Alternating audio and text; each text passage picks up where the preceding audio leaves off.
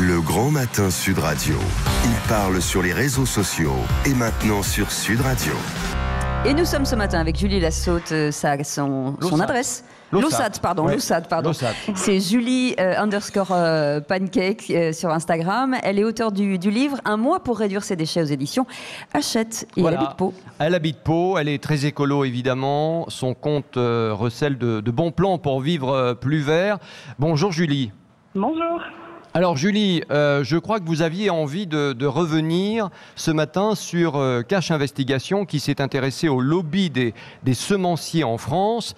Semences qui seraient, c'est ça qui est dénoncé un peu dans Cash Investigation, hein, semences qui seraient traitées à la base contre les maladies et donc enrobées en quelque sorte de pesticides. Ça vous met en colère ça, hein? Un peu, oui. C'est plein de problèmes qui ont été révélés par le Cash Investigation, mais du coup, c'est le fait qu'on calibre évidemment les fruits, qu'on a modifié, donc on a fait des semences hybrides. C'est la problématique aussi du catalogue, donc qu'est-ce qu'on peut vendre, pas vendre. Enfin, voilà, c'était assez parlant comme émission, même s'il faut, je pense, toujours un peu prendre du recul, mais c'était... Non, mais ce que vous dites, en gros, c'est qu'il y a une sorte de, on peut le dire, il y a une sorte de mafia pour vous qui existe à ce niveau-là aussi, au niveau des semences. Oui, tout à fait. C'est ça que vous croyez, vous? Qu'on croit. Je pense que c'est surtout qu'il y a un contrôle énorme et que tout ça, c'est pour avoir des fruits et des légumes qui se conservent mieux, qui voyagent mieux, qui se vendent mieux, et pas forcément pour avoir une alimentation qui a meilleur goût, qui a plein de nutriments, et surtout des gens qui y travaillent de façon... tout à fait éthique. Alors ça, c'est vrai que c'est le problème, c'est que par exemple les tomates chaque année n'ont plus aucun goût, hein, c'est que de l'eau, c'est terrible quand même.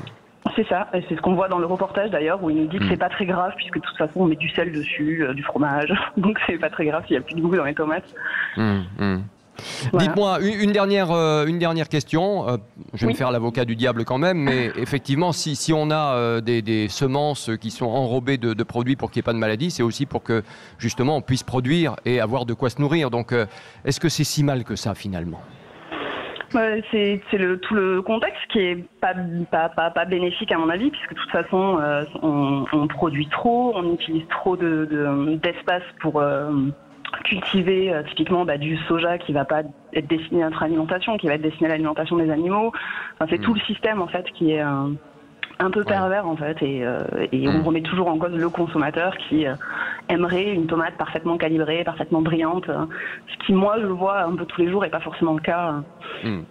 Merci beaucoup Julie Lossat d'avoir été avec nous, notre influenceuse du jour dans le Grand Matin Sud Radio. Dans quelques instants.